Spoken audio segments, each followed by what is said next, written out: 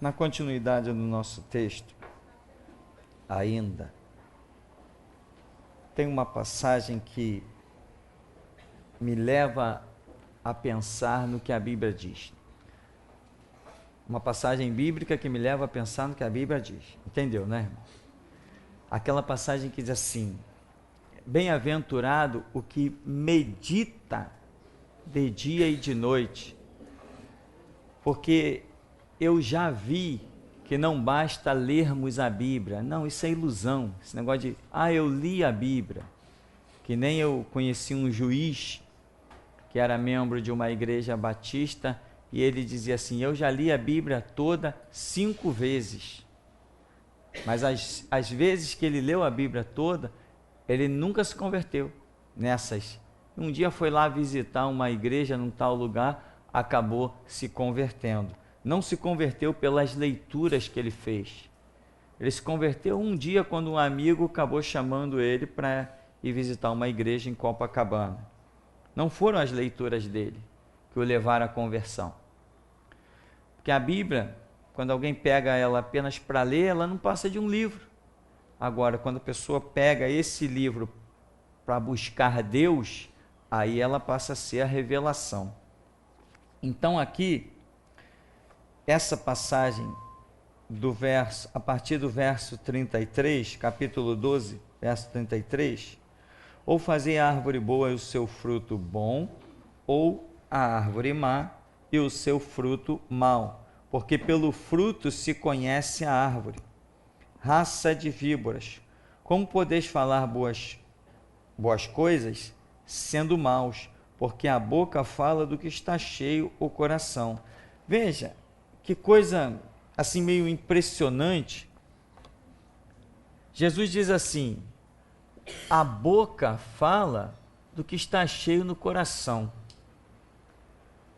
Só que ele diz assim: raça de víboras. Como é que vocês conseguem falar coisas boas se o coração de vocês é mau? Às vezes é raça de víboras. Víboras é símbolo de quem? De Satanás, demônios. E não é justamente o diabo que, sendo mau, com a intenção de roubar, matar e destruir, que fala coisas boas? Aí Jesus está dizendo assim: seus discípulos de Satanás, como é que vocês, sendo maus, falam coisas boas? E essas coisas boas, meu irmão, ilude demais. E essas coisas boas, quem não gosta de ouvir coisas boas? Não é? E é por isso que eu digo que tem pessoas que se iludem, entram na igreja pensando que vão ouvir o que lhe agrada. Tu tem que entrar na igreja e ouvir o que te desagrada, meu irmão. Que aí todo dia tu vai se consertando, daqui a pouco você está retinho. Então, Jesus está dizendo: vocês são raça de víboras. Eu lembro do meu tempo de espiritismo, né? A gente chegava perto lá de uma mãe de santo endemoniada, aí ela enchia a nossa bola. Qualquer coisinha que a gente sentia, ia na rezadeira. Às vezes bastava ter tomado um sal de fruta. Mas a cabeça já está lá, né? Caramba, estou me sentindo mal. Toma um sal de fruta, aí vai se sentir bem. Bebe uma aspirina, uma dipirona, novalgina. Tem tanta coisa boa que vai te fazer se sentir bem. Mas o camarada é escravo de um mover espiritual, ele está aprisionado. Então tudo que acontece com ele, ele pensa no que não deveria pensar. Ele esquece outros caminhos. Então, às vezes qualquer coisinha que sentia, era uma dor na barriga, era uma tontura, era qualquer coisa. Aí ia para a rezadeira, ia para a mãe de santo, aí a mãe de santo, né? Não, você está assim porque você é muito invejado. Você é muito bonito, ou seja, só faltou dizer assim: você é o príncipe que caiu do céu, né? Então vai enchendo a bola do camarada, o camarada vai se sentindo, lá está o diabo, falando um monte de coisas boas, mas a intenção dele é mal. É assim que o diabo age. Eu cansei de ver demônio falando, em pessoa incorporada, em terreiro de macumba, meu irmão. Nunca eu vi os caras de pau dizer nada de mal para ninguém. Só dizia coisas boas. Era só coisa de exaltação. Coisa, ó, tu é meu, tu é o meu protegido, eu tô contigo, aonde tu for, em cada esquina eu tô lá te esperando, e tal, e tu é o meu cavalo. Tinha um outro nome que eles usavam lá também, para quando dizia que eu ando contigo, né? Usava a expressão cavalo, não só para o pai de santo, né? Que realmente tinha que ser a expressão mula, né? Tu é minha mula, né? Cavalo não, tu é minha mula, tu é bem cego mesmo. Feito para o trabalho mesmo, feito para ser escravo. Resultado, é o diabo que é mau, veio para roubar, matar e destruir, mas ele só fala coisas boas. Olha aí os reinos do mundo. Tudo isso eu vou te dar se tu prostrado me adorares. Coisas boas, não é? E a intenção dele? Mal. Nos terreiros de macumba, ó, pode ir, pode investir, pode fazer, porque eu sou contigo.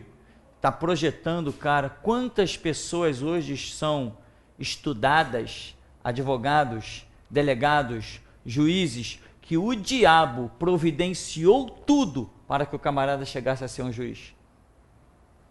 Quantas pessoas hoje estão na política que foi tudo um projeto de Satanás? Vou promover esse cara, vou botar esse cara lá no topo, vou levar ele à presidência, o reino é dele. Ele põe lá quem ele quiser.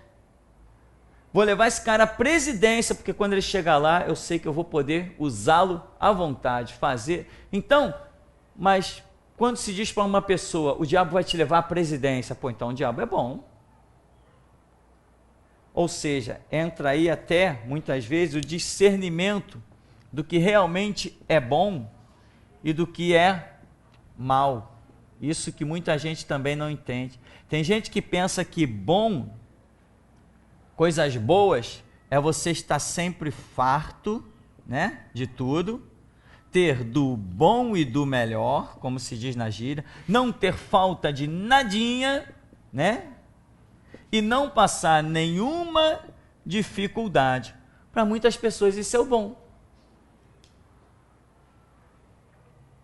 Agora, para Deus, muitas vezes, é você entrar na fornalha de fogo ardente, é você passar na cova dos leões, é você prantear pelos cantos, chorar e ter aflições, e quem sabe até suar gotas de sangue em aflição, como o Senhor Jesus, é você lamentar durante anos em uma prisão, que nem o Watchman Nee, né? O missionário chinês, e também o nosso patriarca José. Muitas vezes o bom que Deus tem para a gente não é aquilo que a gente queria. E isso é que vai fazer a diferença, quando a pessoa ela é treinada para entender os projetos de Deus.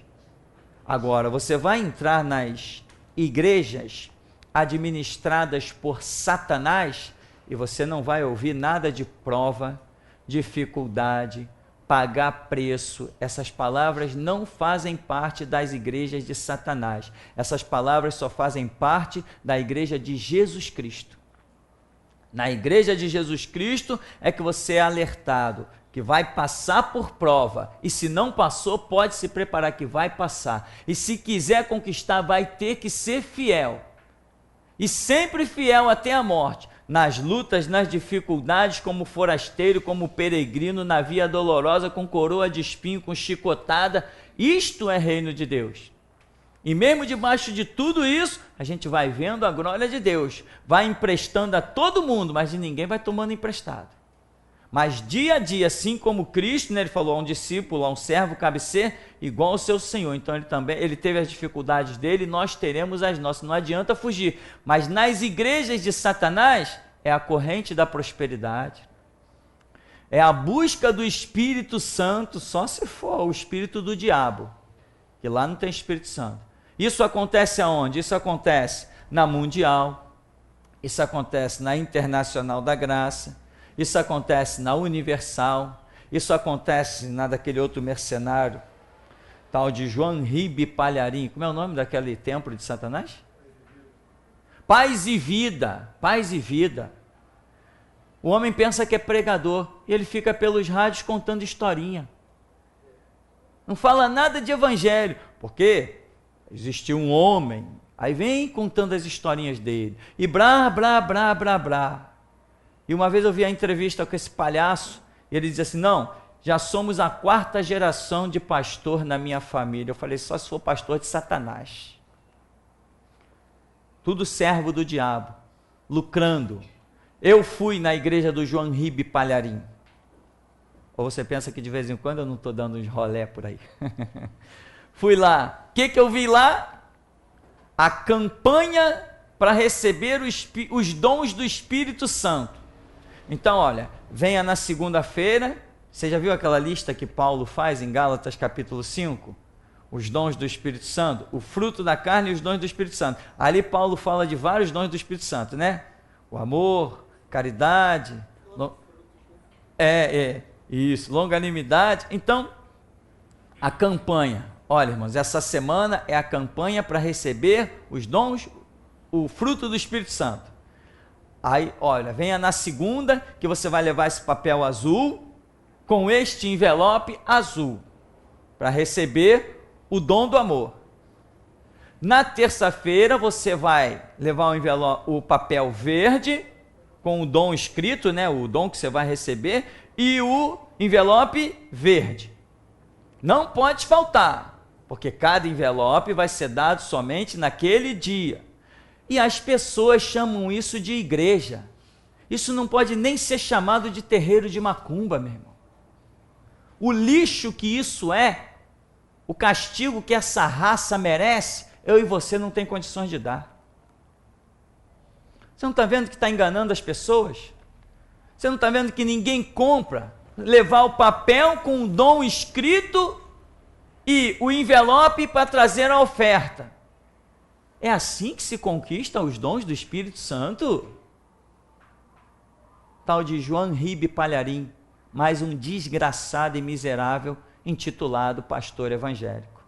É por isso que quando alguém diz, às vezes eu conheço algumas pessoas, não encontro algumas pessoas, não sei o que, pastor, não sei o que, e começa a falar, não, porque as igrejas, não sei o que. Oh, peraí, meu amigo, não confunda o eu ser pastor com o que você conhece de pastor por aí. Não confunda a minha igreja com o que você conhece de igreja por aí. Eu não me misturo com essa raça. Mas as igrejas não são uma coisa só. Eu falei, a igreja é uma coisa só, mas não confunda templo de Satanás com igreja. E eu tenho que deixar isso muito claro. Já pensou eu ser comparado com Silas Malafaia? Prefiro a morte, que caia fogo do céu e me consuma, que não sobre nem as cinzas. Eu não posso ser comparado com uma raça dessa. Eu sou diferente, eu fui chamado para ser diferente, e não para me associar a essa raça. Já pensou ser comparado aos pastores batistas? Que caia fogo do céu e me consuma, eu prefiro a morte. Eu não posso ser comparado a um pastor assembleiano. Já pensou ser comparado à raça de maçons da igreja de Madureira? A raça de maçons da igreja Assembleia do Pavilhão de São Cristóvão? Já pensou nós sermos comparados a essa gente? Não tem como. Então, meu irmão, aqui, o bom e o mal tem que ser diante dos olhos de Deus. E hoje o que as pessoas estão fazendo por aí? É a campanha da conquista. A campanha da conquista total. A campanha do milagre total. Teve um negócio que de vez em quando eu ligo a televisão de manhã, bem cedinho, né? Às vezes eu ligo a televisão até para ver as horas, para ter noção de que horas são, que não temos relógio lá no quarto. Aí às vezes eu ligo a televisão para passar algum horário lá, né, algum repórter, eu ter noção da hora que é. Aí a gente vê algumas coisas, meu irmão, que são simplesmente absurdas. Essa tal de Igreja Renovada em Cristo, mais um palanque de Satanás que surgiu agora. Eles estavam distribuindo um objeto lá, me falha a memória agora que objeto era aquele que estamos distribuindo, que seria para que a pessoa alcançasse todos os milagres. Ligue para cá, você vai receber, logicamente, mediante um preço, né? Você vai, sim, um carnê. Estavam distribuindo um carnê, não era um objeto, um carnê de pagamento. Quando você se associar através deste carnê, fazendo a sua ficha de cadastro, das suas contribuições, você vai receber a unção do milagre total. E tudo na sua vida vai acontecer. O desemprego vai embora, você vai ser promovido, tudo que é enfermidade vai sair, você vai conquistar todas as coisas, porque essa é a campanha do milagre total.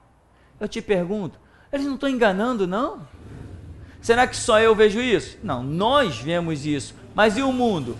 O mundo não está vendo isso, mas não importa que o mundo não esteja vendo. Nós estamos vendo e Deus está nos mostrando. Então, são árvores, como a Bíblia está dizendo, são árvores que são maus, mas elas estão dando frutos ou estão falando coisas boas. Falam coisas boas, mas no fundo são maus. Ou seja, será que eles não sabem que estão enganando as pessoas? Será que eles realmente acreditam que quando a pessoa der um dinheiro que vai alcançar os milagres todos? Será que eles acreditam nisso? Eu aposto que eles não acreditam nisso. Então, nós vamos seguir mais um pouquinho aqui. No verso 36, diz assim: digo-vos que de toda palavra frívola que proferirem os homens, dela darão conta no dia do juízo, porque por tuas palavras serás justificado, pelas tuas palavras serás condenado. Então a condenação, Jesus está dizendo que um grande motivo de condenação, ele vem apenas por palavras. E eu conheço isso muito bem. Conheço esse texto muito bem. Eu estou dizendo, o Universal é um templo de Satanás. A Mundial é um templo de Satanás. A Internacional da Graça é um templo de Satanás. Tudo bem pior que a prostituta católica, né? Essa que surgiu nova aí, a Renovada em Cristo, é outro templo de Satanás. João Ribe Palharim, a sua paz e vida, outro templo de Satanás. As Assembleias de Deus viraram templo de Satanás. E os batistas da maçonaria, também outro templo de Satanás. Então, aqui está dizendo que pelas minhas palavras eu serei justificado e pelas minhas palavras eu serei condenado. Está aí o que eu disse e está lançado o desafio. O que eles chamam de pastores, eu chamo de sacerdote de Satanás. O que eles chamam de templo do Senhor, eu chamo de terreiro de macumba e templo de Satanás.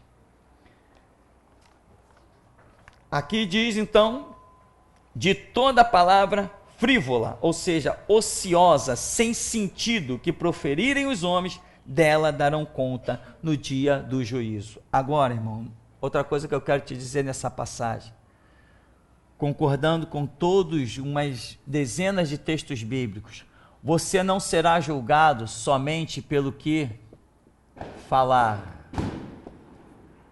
mas também pelo que não falar. É aí que muita gente cai, não pelo que fala, mas pelo que não fala. Porque a Escritura diz que nós fomos chamados para sermos testemunhas. Vós sois as minhas testemunhas, diz o Senhor. Então eu fui chamado para falar. E muitas vezes eu detecto verdades, detecto situações, Deus me dá a graça, me dá entendimento, me dá unção, mas eu não falo. Se eu não falo, eu sou condenado por não falar.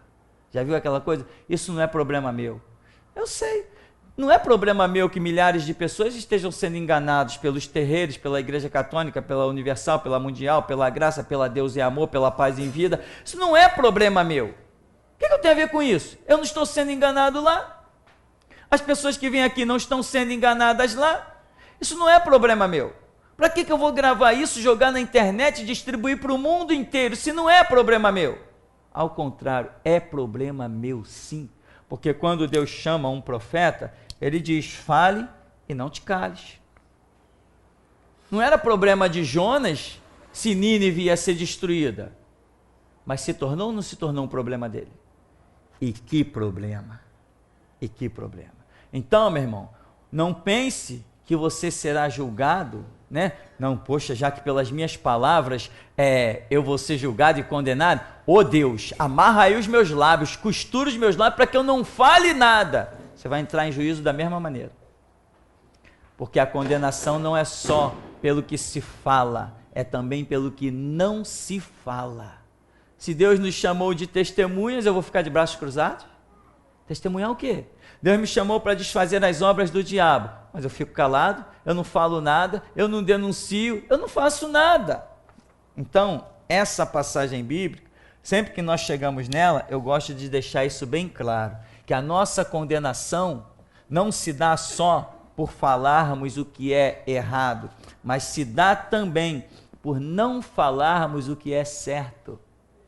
Porque Jesus Cristo se chama caminho, verdade e vida, né? E a Escritura diz, abre a tua boca, eu cá encherei. Então, meu irmão, essa é a realidade maravilhosa. E até aqui nos tem ajudado o Senhor, falando mesmo, sem querer saber quem vai ouvir ou quem vai deixar de ouvir. Então ele diz, de toda palavra frívola, quer dizer, ociosa, que proferirem os homens, dela darão conta no dia do juízo. Por tuas palavras serás justificado, pelas tuas palavras serás condenado. Para nós concluirmos aqui, só um comentário sobre o verso 43 e 45, que diz, fala da estratégia de Satanás. Quando o espírito imundo sai do homem, anda por lugares áridos procurando repouso, porém não encontra. Por isso diz, voltarei para minha casa, de onde saí, tendo voltado a encontra vazia, varrida e ornamentada. Então vai e leva consigo outros 7 espíritos piores do que ela, e entrando habita ali. O último estado daquele homem torna-se pior do que o primeiro. Assim também acontecerá a esta geração perversa. O que Jesus está dizendo? Essa geração aqui, eles vão se tornar 7 vezes piores. Eles vão se tornar instrumentos do diabo 7 vezes piores. Então, o que nós queremos frisar aqui é essa libertação que acontece. Jesus fala, quando o espírito sai do homem, quer dizer, o que é isso? Isso é uma libertação. O espírito sair do homem. Aí diz que esse espírito, durante um tempo, ele vaga. Ele vaga com dificuldades. Lugares áridos significa lugares dificultosos. E é isso que acontece também no reino espiritual. Existem umas batalhas espirituais aí, e quando um demônio perde um domínio de uma vida, no reino espiritual, coisas acontecem. Lembra da súplica dos demônios lá a Jesus, quando o endemoniado gadareno, os demônios disseram assim para Jesus, se nos expulsa, permite que entremos naqueles porcos. E aí ainda diz o mesmo texto, se nos expulsas, não nos mande para fora. De onde? Desta província. O que isso revela? Isso revela um domínio territorial. No reino espiritual, os demônios ficam em tormento e acredita-se que tem até uma certa punição de Satanás quando eles perdem algum domínio. Ou seja, o reino das trevas é um reino opressor. Acredita-se nisso por questão de passagens bíblicas mesmos, pelas súplicas desesperadas dos demônios. Não nos mande para fora dessa província, não nos mande para o abismo, coisas desse tipo, esse desespero dos demônios ao serem expulsos.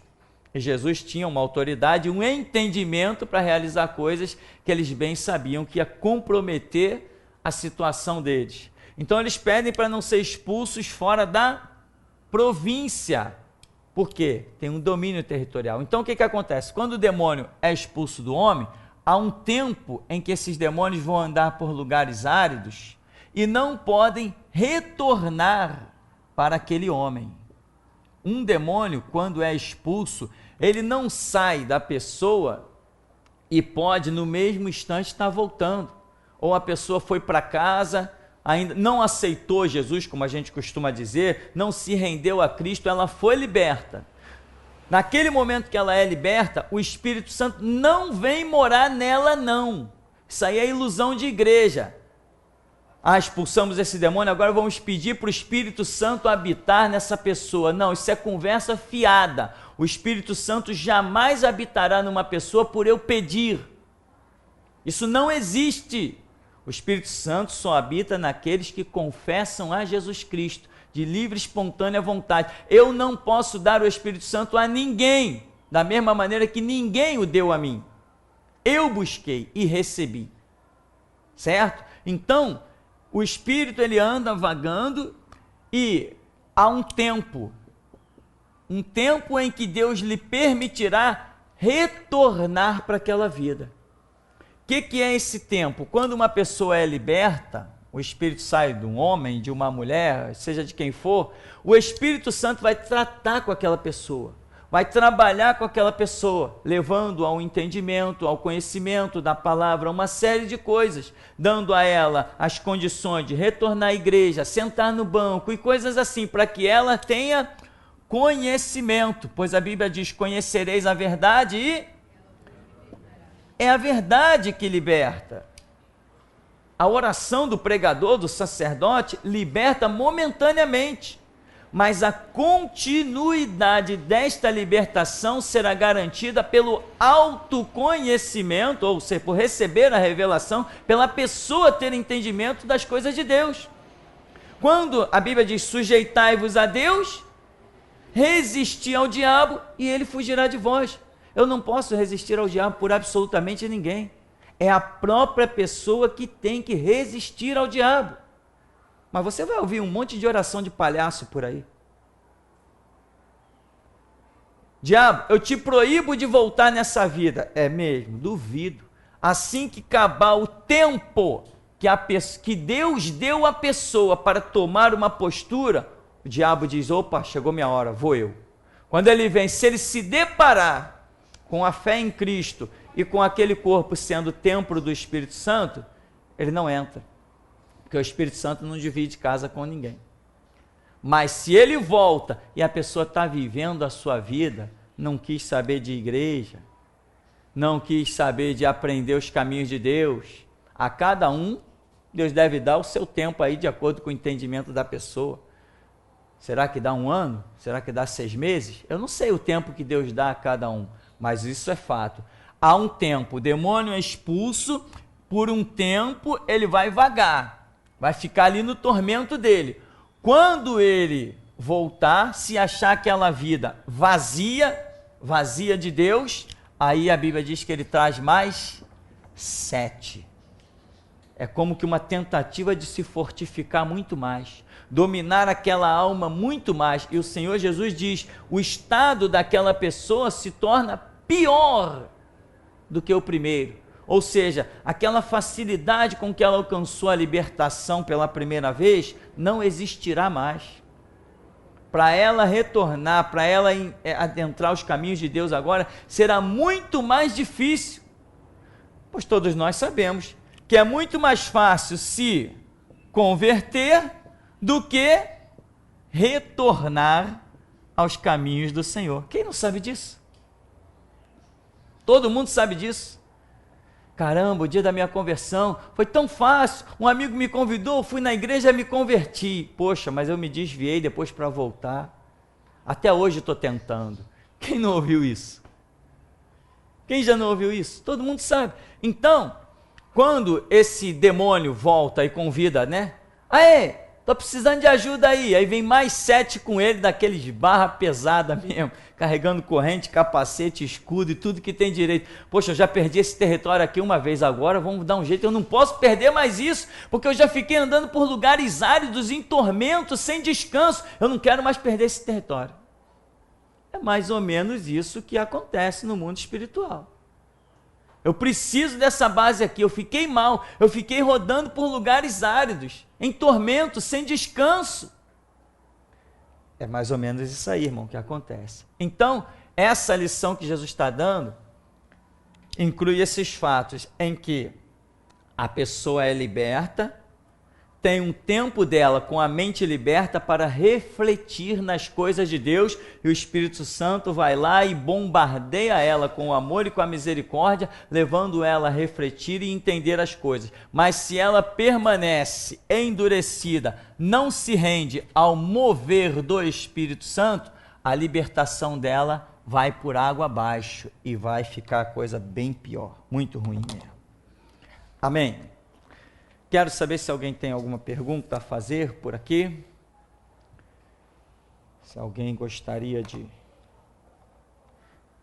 algum comentário. Não? Tem? Só um instante. Tem aqui?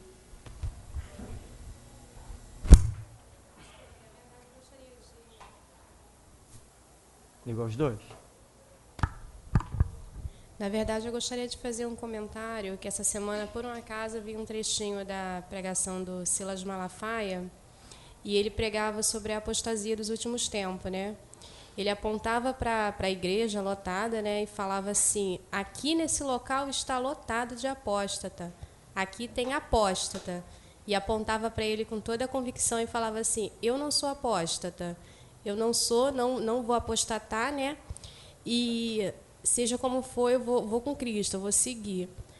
Minha pergunta seria a seguinte: ele, na cabeça dele, quando ele fala essas coisas, ele sabe que ele é apóstata? Será que ele tem essa convicção? Que na verdade ele é, né? Nós sabemos que ele é, a palavra de restauração já chegou até ele, inclusive, né? E ele não quis, né? Ele saberia que ele é apóstata ou ele tem a convicção que ele não é? O apóstolo Paulo, ele fala de pessoas, apóstolo Paulo, apóstolo Pedro, pessoas que tendo a mente cauterizada. Ou seja, o que é isso? Né? Cauterizada é um termo cirúrgico, é um termo científico. Por exemplo, uma veia que está jorrando sangue, uma hemorragia. Aí o médico vem com um utensílio lá e cauteriza aquela veia. Ou seja, ele fecha. É uma espécie de ferro de soldar, né?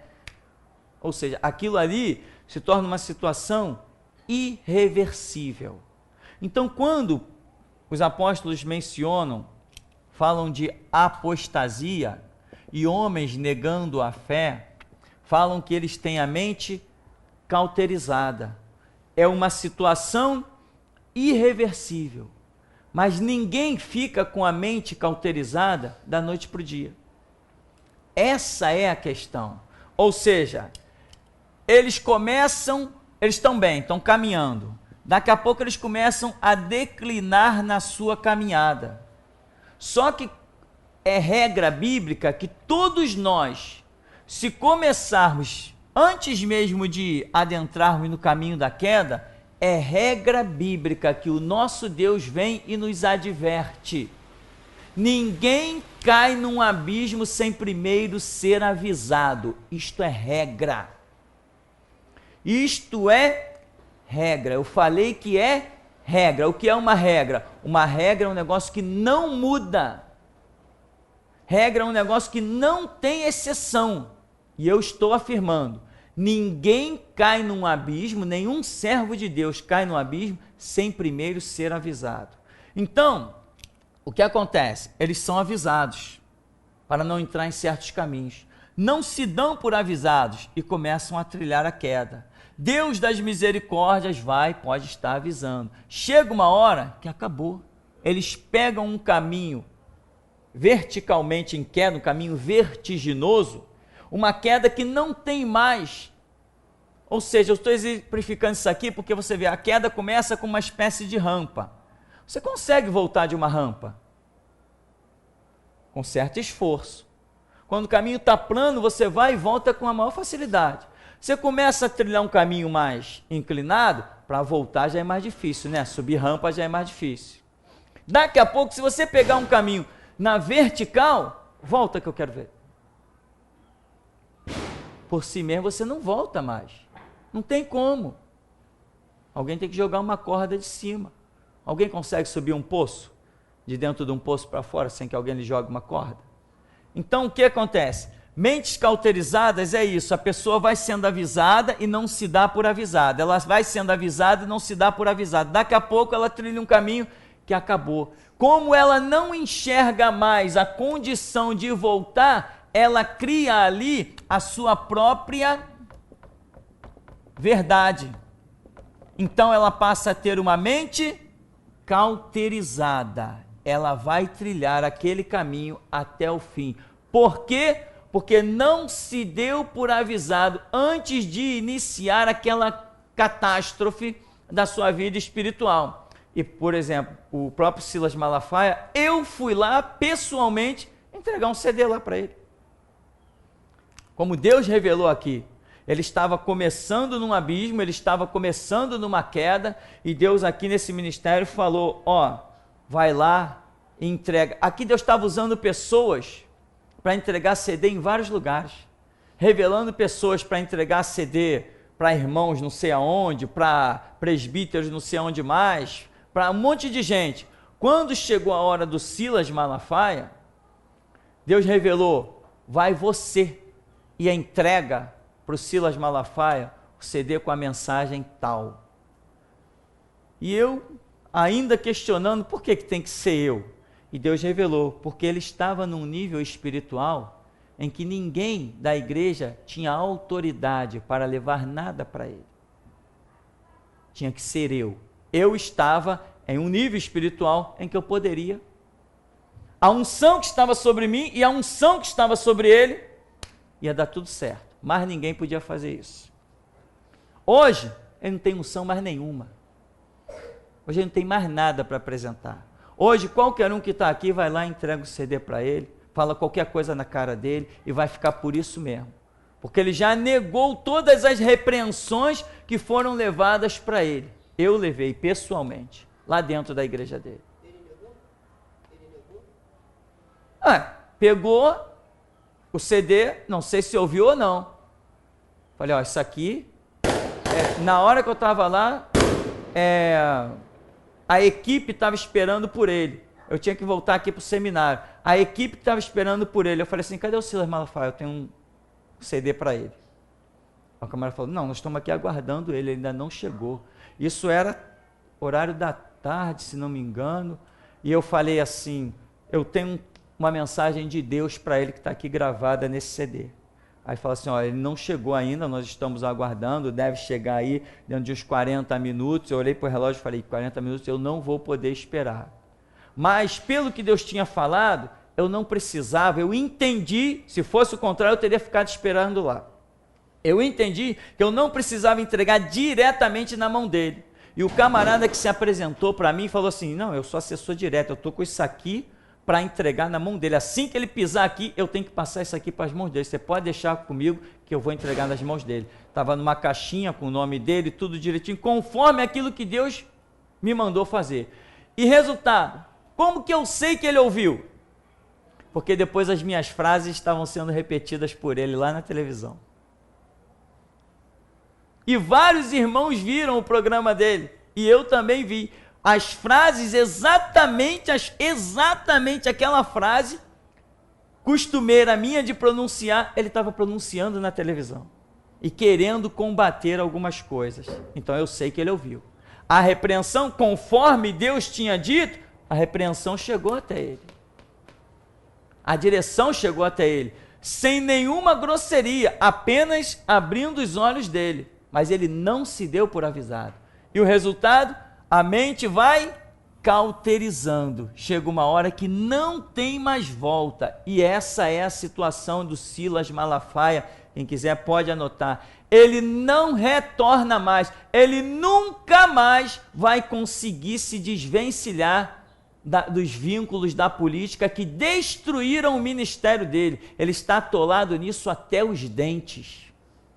Ele está atolado na política e na maçonaria até os dentes. Ele não tem mais coragem, ele não tem mais força para sair disso, porque o único que poderia lhe dar coragem e força já não está mais com ele, que é Jesus Cristo. Então, o que acontece? Chega uma hora que a pessoa vai com uma cegueira tão acentuada que aquilo que ela está ali fazendo de mentira e engano, para ela já passa a ser uma verdade, já passa a ser a regra da vida dela. Por quê? Porque ela não tem mais como retornar, retroceder, voltar. Porque tudo que nós vamos fazer, o Senhor Jesus diz assim: sem mim, nada podeis fazer. Irmão, não adianta. Até retornar de um caminho errado, só Jesus pode. Agora, quando as pessoas não se dão por avisada, acabou a oportunidade dela. Mais perguntas?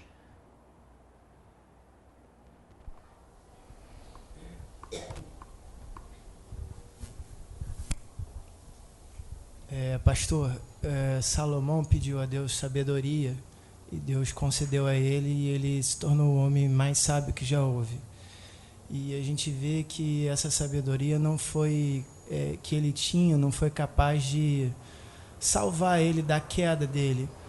Qual o dom espiritual ou qual qualidade espiritual que o senhor considera mais importante de todas que pudesse garantir a salvação de uma pessoa? O que Salomão recebeu foi muito mais do que o suficiente para alcançar a salvação. Porque eu não recebi o que ele recebeu e eu estou no caminho da salvação. Entende? Tantas pessoas aqui não receberam a sabedoria de Salomão e estão testemunhando de Cristo e sendo firmes, procurando ser fiel até a morte. Então não existe dom nenhum que nos dê a salvação. O que nos dá a salvação é a nossa determinação de confessar Jesus Cristo como Senhor e Salvador, como a Bíblia diz, ser fiel até a morte. Nenhum dom espiritual nos livrará do inferno. O que nos livra do inferno é o nosso esforço em se apoderar e conquistar o reino de Deus. Não existe dom espiritual que nos livre do inferno. Tem profetas que hoje estão no inferno, pregadores que hoje estão no inferno, operadores de milagres que hoje estão no inferno, pessoas que já ressuscitaram mortos e hoje estão no inferno, pessoas que já pregaram para multidões e já conquistaram milhares de almas para o reino de Deus e estão indo para o inferno. Está aí Billy Graham, está aí Benny Hinn, pessoas que conquistaram milhares de almas e hoje estão declarando que o Papa é um grande homem de Deus. Ora, para que eu diga que o Papa é um grande homem de Deus, então eu tenho que dizer que eu sou igual a ele. Então, não existe dom espiritual. Nenhum dom espiritual nos coloca no reino de Deus. O dom espiritual é consequência de nós estarmos fazendo parte do projeto de Deus na terra, não do reino de Deus definitivo lá em cima, porque enquanto estamos na terra, não somos definitivamente salvos. Porque enquanto estamos no mundo, estamos sendo provados. Todo dia eu tenho a oportunidade de servir a Deus e todo dia eu tenho a oportunidade de negar a Deus. Isso está diante de mim todo dia. Se todo dia eu fizer a escolha certa, vai chegar um dia que eu vou despertar e não terei mais escolha para fazer. Serei recolhido ao reino de Deus. Então não existe dom que nos salve. Agora, o que Salomão recebeu foi mais do que o suficiente. Mas o que Salomão fez? Se tornou um transgressor da palavra. Em princípio, a questão dos casamentos, em que a ordem de Deus era para não se juntar com mulheres de povos estranhos, e Salomão fez aliança com tudo que foi mulher que ele achou pelo caminho de todas as nações. Ele tinha 700 ao todo entre concubinas e esposas. Foi o homem que mais teve mulher nesse mundo. E o que ele fez foi transgressão. Então, ele tinha a sabedoria estava lá, mas o seu livre-arbítrio também estava. Amém? Doutor Perani, sobre a blasfêmia do Espírito Santo, você está falando que é um mover espiritual, né? Então, vamos dizer, como você falou, que às vezes o Senhor traz um mover para a pessoa e a pessoa não entra nesse mover. Ela está blasfemando contra o Senhor, vamos dizer, sem saber. Por exemplo, Paulo, o Senhor tinha um projeto com ele, ele foi para Jerusalém e o Senhor falou para ele não ir. Por exemplo, naquele momento, ele blasfemou contra o Espírito Santo, no caso, sem saber, vamos dizer assim, entendeu? Mais ou menos? Por exemplo, existe, eu não falei aqui dos dentes, né? Dente de ouro, é um mover do Espírito Santo. Mas se eu não creio em um milagre de Jesus, isso compromete a minha salvação? Não, não compromete a minha salvação. Porque a minha salvação não está vinculada a eu crer ou não em milagre. Em nenhum momento salvação foi vinculada a milagres. O próprio Senhor Jesus disse assim, naquele dia muitos dirão, Senhor, Senhor, em teu nome curei, em teu nome expulsei demônio, eu tenho nome, profetizei, em teu nome fiz maravilhas. Quer dizer, maravilhas já é uma palavra no contexto bíblico que engloba muitas coisas que nós não temos nem condições de definir todas elas. Ou seja, tudo que é coisa que você imaginar de grandiosidade, operações de Deus, você pode classificar como maravilhas. Então, curei, expulsei, profetizei, fiz maravilhas. E eu lhes direi, apartai-vos de mim, eu nunca vos conheci. Então fica aprovado que nenhuma das operações de maravilhas, nenhum desses moveres de cura, nada que esteja ligado a dons espirituais, nada disso é capaz de nos colocar no reino de Deus. O que nos coloca no reino de Deus? O Senhor Jesus falou assim, Pai, está consumada a obra que me deste a fazer. E a obra que me deste a fazer é essa, que creiam no teu santo Filho. Esta é a obra. Então nós achamos um caminho da salvação.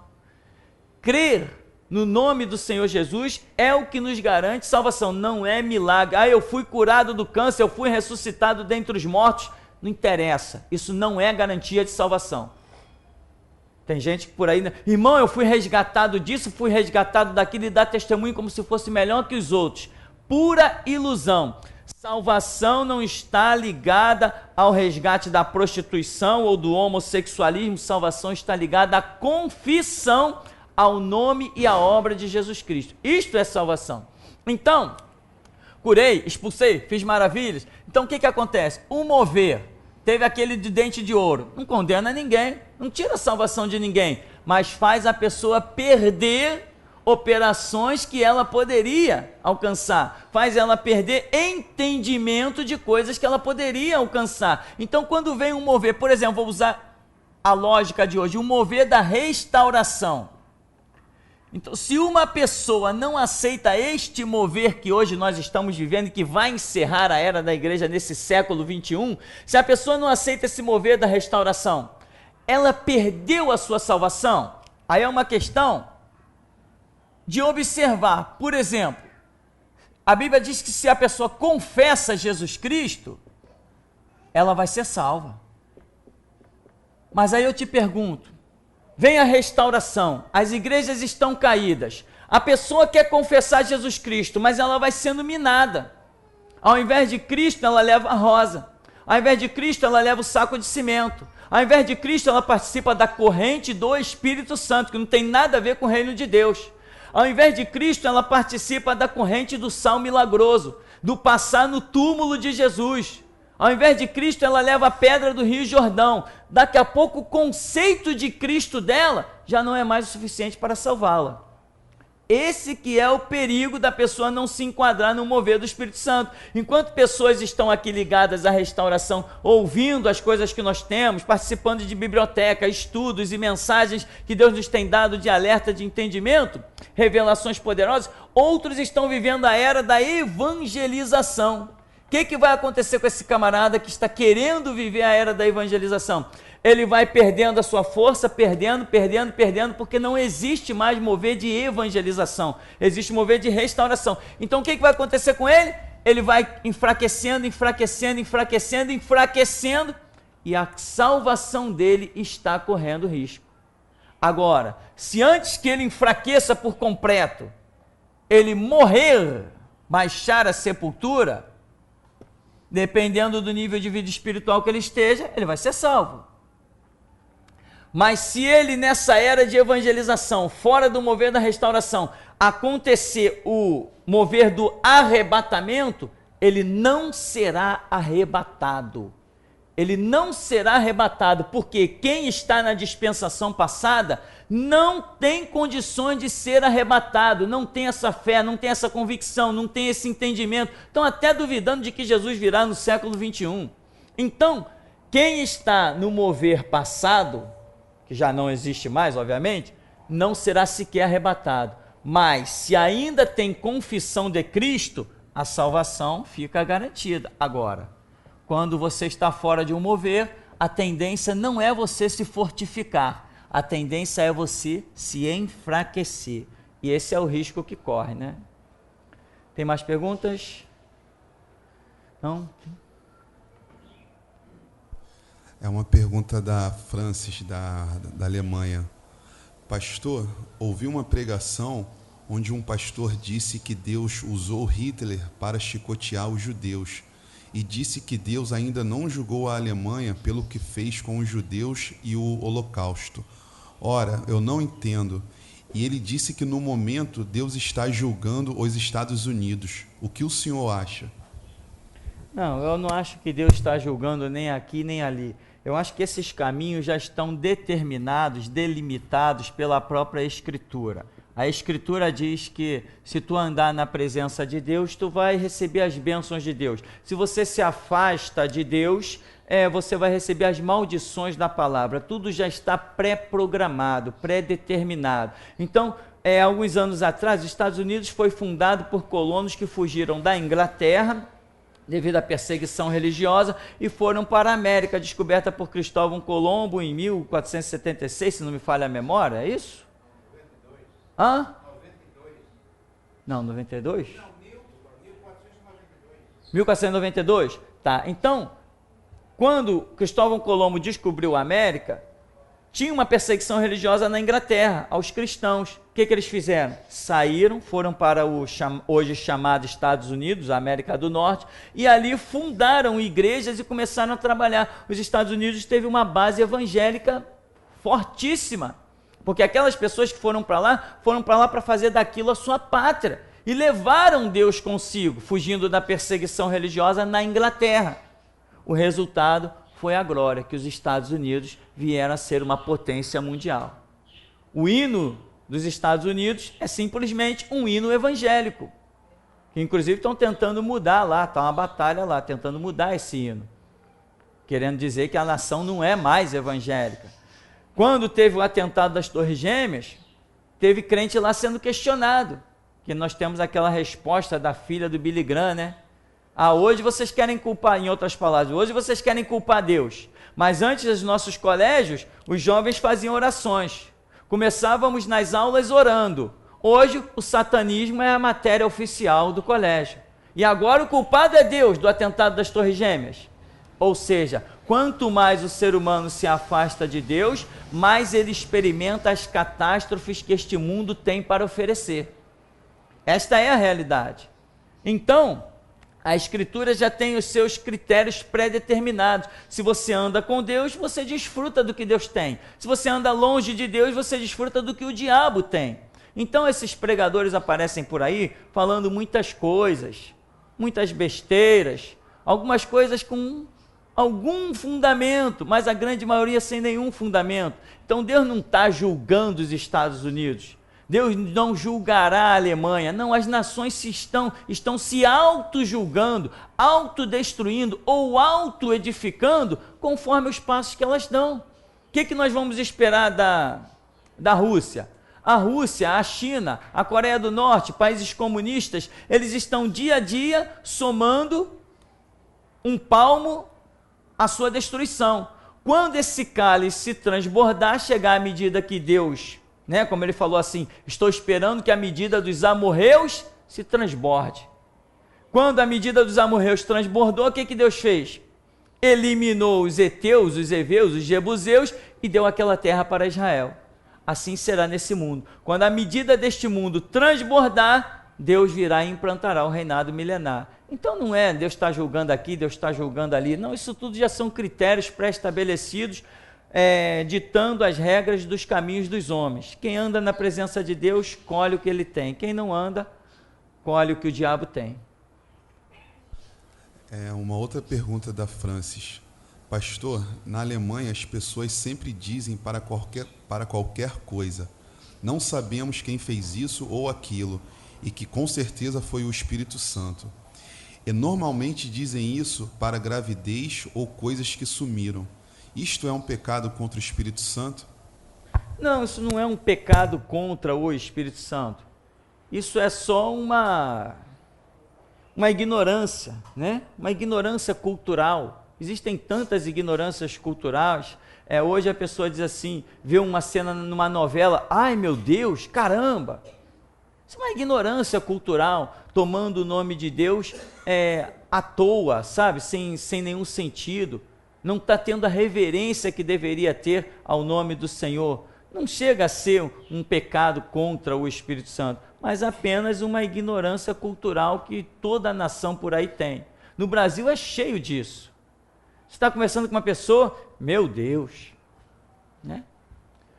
Uma piada, o camarada conta uma piada, meu Deus, e que piada, e começa todo mundo rindo. É meu Deus para cá, meu Deus para lá. Isso é apenas uma ignorância cultural. E Deus não leva em conta o tempo da ignorância. Então, mais julgamento tem os que conhecem alguma coisa do que aqueles que ainda estão debaixo da paciência de Deus, né? Pastor, os originais das Escrituras em grego ou hebraico quebra muito os conceitos que a igreja milenarmente tem ensinado, como o pastor mesmo usa o exemplo do jejum.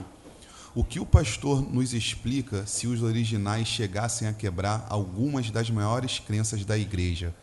E nós devemos estudar e aprender e nos deter nas línguas originais? Olha, o estudo, ele é profundo, ele é infinito, porque Deus é uma fonte infinita, e aonde nós tivermos uma fonte para pesquisar e entender mais de Deus, nós não podemos nos limitar. Nós temos que ter uma fome e sede constante de conhecimento. Então, se existir uma pesquisa maior que me faça compreender melhor os textos bíblicos, eu devo abraçar isso sim com todas as minhas forças. Que inclusive, hoje a Sociedade Bíblica do Brasil já lança Bíblias com entendimento muito maior da pesquisa dos originais. Em que, por exemplo, lá em Mateus tem uma passagem que diz assim: mas esta casta não se expele a não ser por jejum e oração. As Bíblias modernas da Sociedade Bíblica do Brasil já nem trazem mais esse versículo. Ele não existe mais na Escritura. Por quê? Porque se aplicou a pesquisa dos originais e viu-se que esse versículo não existe lá. Então, antes, quantas pessoas com úlcera, gastrite e leucemia, jejuando dias e mais dias para expulsar demônio? Hoje a pessoa pega uma Bíblia dessa e diz assim, caramba, começa a pesquisar e vê que simplesmente foi ignorante. Sai da ignorância e passa a andar de acordo com aquilo que Deus tem. Então, nós nunca vamos ignorar a questão de estar estudando sempre. É uma pergunta da Samile. Pastor, os membros da antiga igreja que frequentei sempre falam que é um absurdo congregar pela internet. Pensam que é por comodismo. Eles também estão blasfemando contra o Espírito Santo? Não, eles estarão blasfemando contra o Espírito Santo se um mover for levado a eles e eles rejeitarem, dependendo de que mover seja esse.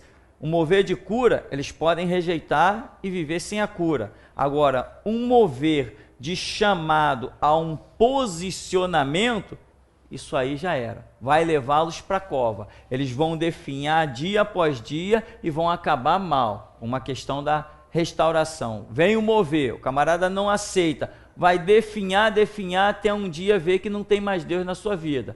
Entende? Agora, congregar pela internet é a resposta desses últimos dias.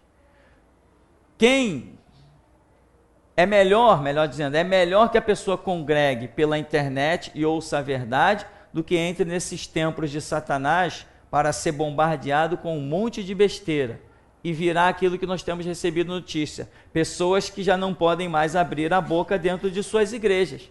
Porque quando falam da verdade, são a ovelha negra, brigas, são expulsos.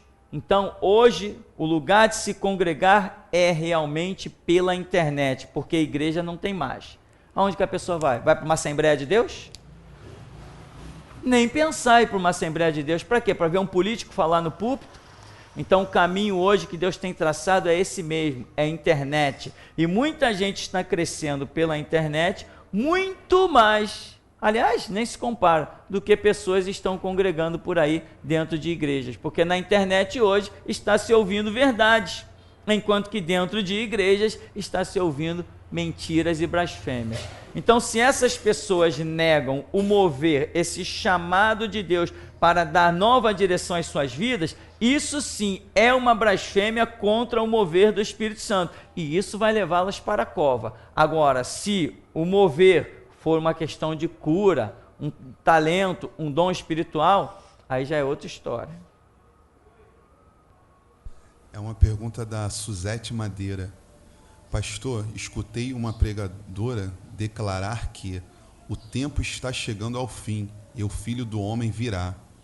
Esta frase deixou em mim a seguinte dúvida: quando o Senhor Jesus vier, ele vem como Filho do Homem ou como a divindade? Não faz diferença. Não faz diferença. Os títulos não fazem diferença. O que importa são os conceitos, né? As pessoas por aí pensam que o nome Jesus expulsa demônio. O nome Jesus não expulsa demônio. Eu já vi casos, e já presenciei casos, já ouvi de casos, de pessoas chegar e dizer assim, sai em nome de Jesus. E o demônio ri e diz assim, esse teu Jesus não pode me expulsar. Ué, como não? Porque a pessoa achava que Jesus, o Deus poderoso, pode se resumir a 5 letras. Não é isso que expulsa demônio, gente. O que expulsa demônio é princípio, é unção do Espírito Santo, é fé. E muita gente pensa que porque eu sirvo Jesus, eu pergunto, qual Jesus? Eu já fiz bastante inimizade por aí. Não, eu também sou serva de Deus. De qual Deus? O Deus da Universal? Ou o Deus da maçonaria? Ou o Deus da católica? Que Deus você serve? Você conhece Bíblia? Então me fala dos conceitos do Deus da Bíblia. Tem gente que não sabe nada de Bíblia e pensa que serve ao Deus da Bíblia. Vai se iludindo, vai se enganando, vai se equivocando. Então, me repete só um detalhe da pergunta dela, por favor. Essa frase deixou em mim a seguinte dúvida: quando o Senhor Jesus vier, ele vem como Filho do Homem? Sim, pois é. O próprio Senhor Jesus se intitulou Filho do Homem, né? Ele próprio se chamou assim. Então, o Senhor Jesus, quando vier, ele vem, a Bíblia diz, com poder e glória. Se alguém vai chegar e dizer assim, nós que conhecemos esse título, chegou o Filho do Homem, qual o problema?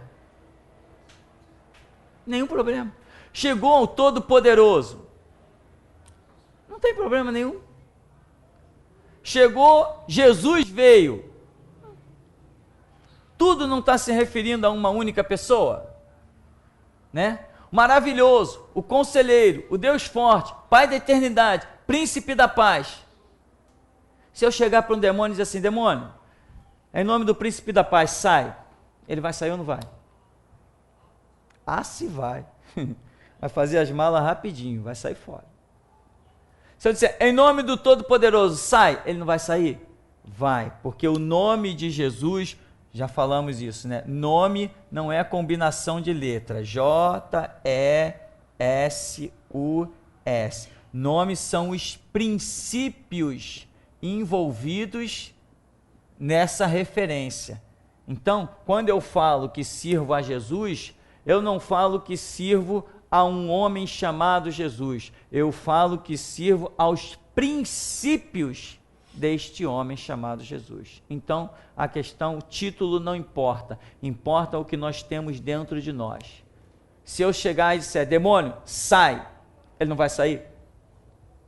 Claro que vai. Ou o demônio vai virar para mim e dizer assim, mas você não falou em nome de Jesus.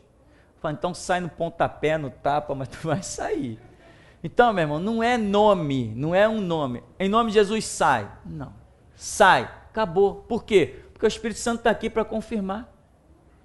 A minha vida é edificada em Cristo Jesus. Então, não faz diferença se eu vou mencionar essa combinação de letra, que foi traduzida, transliterada e traduzida lá do hebraico. Senão você que nem judeu, né? Vocês servem um Deus que não existe, Jesus. No original o nome é Yoshua. Tá, que diferença faz para mim? Que diferença faz para mim o original? Eu não sirvo a um nome, eu sirvo a princípios. E se Jesus se chamasse José? Tem gente que pensa que na época Jesus só existia um. O nome mais comum em Israel era Jesus, segundo os pesquisadores. O nome mais comum era Jesus. Por quê? É um nome que significa Yoshua, Hamashirra, né? Então as pessoas, como tinha esse negócio de Yoshua, tem um nome, tem uma tradução para esse nome que é semelhante a Josué. Josué e Jesus são nomes bem parecidos. E era nome, Jesus era um nome que inspirava, apontava para o sacerdócio de Josué, aquele que substituiu Moisés. Então Jesus, no caso de Yoshua, era um nome muito comum, muito comum. E a diferença estava no nome, então? Não, a diferença estava nos princípios. Quantos tem o nome de pastor? Quantos se chamam pastor? E quantas vezes eu digo assim, não me confunde com fulano não. Eu não sou que nem o cicrano. Quantas organizações se chamam igreja? Nós não temos Igreja Católica Apostólica Romana? Nós não temos isso? Igreja Católica Apostólica Romana? Todo mundo nos chama isso aqui de igreja? Nós também nos chamamos de igreja. Igreja. Qual a diferença então? De uma para outra? O nome? Não, o nome não importa. Importa o que se faz aqui dentro. Se botar lá uma placa escrita lá naquela torre da Igreja Católica, lá em cima, uma placa escrita assim, Geração Jesus Cristo, vai mudar alguma coisa? Vai mudar o que acontece lá dentro? Se aqui na porta nós escrevermos Igreja Católica Apostólica Romana, mas eu continuar como pastor aqui dentro, vai mudar alguma coisa? Então está provado que nome não significa nada. Significa o que fazemos, os conceitos e os princípios. É uma pergunta do Humberto, da Espanha. Pastor, não compreendo uma coisa. O Senhor sempre diz que a dispensação da evangelização é passada, mas o Senhor se refere só ao Ministério Geração Jesus Cristo ou a todas as outras denominações ou servos de Deus? Ou seja, não posso ser um membro da Geração Jesus Cristo e evangelizar apresentando diretamente a restauração? Aí você não está evangelizando, você está restaurando. Evangelizar é buscar o pecador. Segura aí na cadeira, meu irmão. Evangelizar é você buscar o pecador. Evangelizar é pregar o evangelho. Ou seja, levar um princípio cristão a quem nunca conheceu. Isto é evangelizar. Nós não fazemos isso, eu não fui chamado para isso. Aqui tem pessoas que se converteram aqui? Tem, mas se converteram aqui. Conheceram o evangelho dentro do mover da restauração. Nós não queremos salvar o pecador. O meu chamado não é salvar pecador. O meu chamado é levantar a igreja que está na lama. Jesus Cristo disse: vão, vocês são enviados, eu fui enviado às ovelhas perdidas da casa de Israel. Quando ele manda os seus discípulos, ele diz assim: ide antes as ovelhas perdidas da casa de Israel. O que ele queria fazer com Israel? Evangelizar? Não. Restaurar Israel. Era isso que estava acontecendo em Jerusalém com os judeus. Restauração. Quando os judeus não quiseram essa restauração, entrou a dispensação da evangelização. Ide por todo o mundo e pregai o evangelho a toda criatura. Novamente, a era da evangelização agora acabou e entra novamente a era da restauração. Assim como Jesus quis restaurar Israel, hoje ele quer restaurar a igreja. Então, quando eu falo que é uma dispensação, é um mover que todos devem se enquadrar nele. Quem está fora, não tem a graça do Espírito Santo, está por aí fazendo coisas no braço da carne e vai ver que um dia não vai colher nada de fruto. Foi tempo perdido, vai se desiludir. Então, hoje, nós não estamos em busca do pecador, nós não evangelizamos. Este ministério não tem evangelista, esse ministério só tem restaurador. Quem evangeliza, se estivéssemos nessa época ainda, estaríamos buscando o traficante subindo o morro, mandando ele esconder as armas dele, íamos entrar na boca de fumo, orar, íamos arrebentar. Íamos para as praças públicas instalar o nosso som, pregar para homossexual, fazer e acontecer. Íamos sair às ruas com todos os recursos. Nós não somos um povo para evangelizar. Tô nem aí para evangelizar. Tô nem aí para quem vai para o inferno. Isso não é problema meu. Eu tenho uma missão, eu tenho que levar a minha missão até o fim.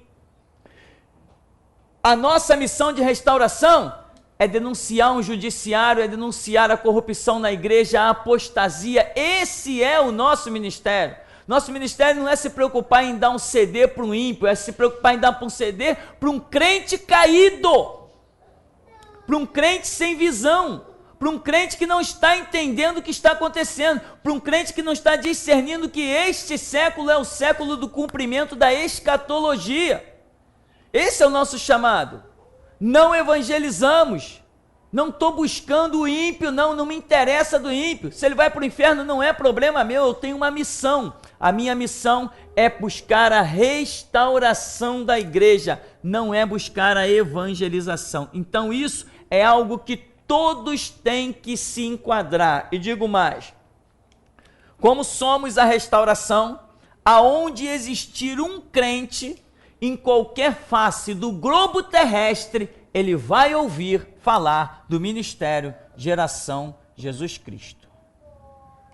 Porque a restauração, ela atinge todos, e todos os que são alvos hoje da restauração são os crentes. Que crentes? Crentes adormecidos, caídos, fracassados, que precisam romper com a maçonaria, precisam romper com a política, precisam ter à vista o entendimento esclarecido. Então, nós não estamos em busca do pecador ímpio, nós estamos em busca do crente caído, o crente sem visão, o crente que está ali dentro da igreja, no púlpito tem um político corrompendo ele, enganando ele, roubando o voto dele, e ele está lá ceguinho.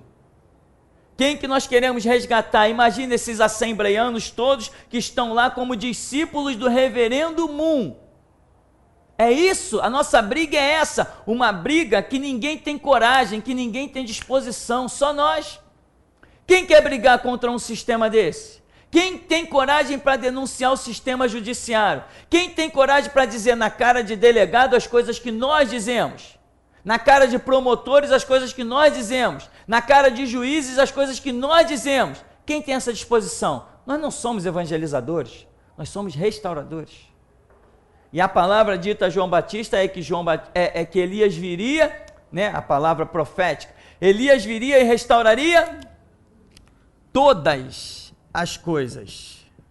Se Deus não tivesse me dado entendimento disso aqui, eu teria fracassado no meu ministério. Porque eu falar o que falo? Então, irmão, não existe nesse ministério evangelista.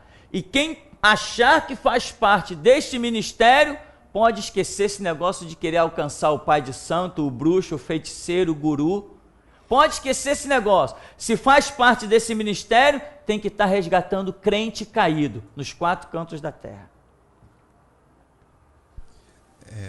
Pastor, quais são os livros que devo estudar? Todos que achar pelo caminho. Tem mais perguntas?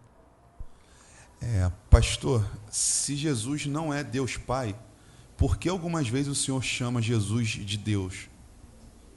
Porque ele é Deus, mesmo sem ser o Pai. Né? A Bíblia nos mostra Deus Pai, Deus Filho, Deus Espírito Santo. A palavra Deus reporta aqueles que possuem onisciência, onipotência, onipresença, transcendentalismo. São atributos que só divindade possui. Então, a palavra Deus no original, Elohim, significa um Deus triuno, ou seja, 3 pessoas unificadas num único objetivo. Então, nós temos o Deus Pai, o Deus Filho, o Deus Espírito Santo. Jesus é Deus. A Bíblia diz, no princípio era, em João capítulo 1, no princípio era o verbo estava com Deus e o verbo era Deus. Então, ele é Deus. Pastor, tive um sonho que o Senhor estava com uma espada na mão e batia com ela no púlpito, com uma palavra de repreensão. E muitos membros iam embora. E logo depois, todos cantavam um louvor, aquele da Cassiane, que ela diz com muito louvor. Isso aí representa a palavra realmente, né? Como nós sabemos, sem querer saber quem está ouvindo, sem medir palavras. Não interessa quem está em nosso meio. No nosso meio já sentou advogado, já sentou pastores de outras denominações, já sentou tenente da PM, já sentou sargentos das Forças Armadas. Nós somos servos de Deus e o que nós queremos nesse lugar é fazer discípulos para Jesus Cristo, na visão da restauração. E outra coisa que sempre, esse não é um primeiro sonho, tem vários sonhos, né? Não estou nem me falando baseando exclusivamente nesse. Tem vários sonhos aqui no ministério sobre situações que acontecem e, tipo, metade da igreja ia embora. Pastor, eu sonhei, não sei o que acontecia isso, metade da igreja ia embora. E eu digo assim, puxa, pelo menos ficou outra metade, né? Então, porque isso não importa para nós, isso não importa para mim que tenho um ministério, eu sei o que eu tenho que fazer, eu sei o que eu tenho que pregar. Eu poderia estar aqui com um monte de lisonjas, campanhas e correntes, e aqui está lotado de gente, e eu poderia estar distribuindo envelopes, se por aí está dando certo, está lotando templos, as pessoas estão dando dinheiro, a ponto de pessoas comprarem fazendas de 60 milhões de reais. Se deu certo com eles, não daria certo comigo? Eu te garanto, eu faria bem melhor do que eles. Eu colocaria uns envelopezinhos todos na cor do arco-íris, com frozinha bordado. Eu faria bem melhor que eles. Eu ia ganhar muito dinheiro aqui. Mas não, eu passo aqui 2 horas de pé, sem tocar em dinheiro. Vai por aí, acha uma igreja que passe 2 horas lá, alguém pregando sem tocar em dinheiro. Vai passar 2 horas falando de dinheiro. E 2 minutos ler um versículo bíblico, pronto, já lemos a palavra e vamos para casa. É o que eu vejo por aí. Então, meu irmão, me aviva a pergunta dele. Esse foi só o sonho mesmo, pastor. O sonho, pois é, a espada. O que significa a espada? Palavra, né? Bater e tal. Então, são vários sonhos nesse sentido. Pastor, metade da igreja ia embora. Teve um irmão que teve um sonho que ele disse assim, pastor, sabe que nem o jogo de dama? Que fica um preto, um branco, aquele tabuleiro, assim eu vi a igreja. Uma cadeira e um espaço vazio. Outra cadeira, outro espaço vazio. Pastor, a igreja ficou vazinha.